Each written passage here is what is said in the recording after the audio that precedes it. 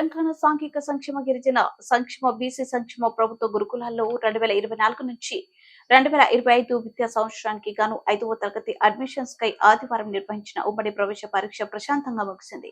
Adilabad region లోనే 3, ఆసిఫాబాద్, మంచిర్యాల జిల్లాలో 8,844 మందికి గాను 8,422 మంది హాజరవగా 422 మంది గైర్హాజరయ్యారని ఆర్సీఓ కొప్పుల స్వరూపరాణి తెలిపారు. ఆదిలాబాద్ జిల్లాలో 2,727 మందికి గాను 2,628 మంది, కొమరం భీం ఆసిఫాబాద్ జిల్లాలో 2,582 మందికి గాను 2,637 మంది, 31,547 మంది హాజరయ్యారు. బెల్లంపల్లిలోనే పరీక్ష కేంద్రాలను ప్రత్యేక పరిశీలకుడు గురుకుల అసిస్టెంట్ సెక్రటరీ వెంకటేశం పరిశీలించారు.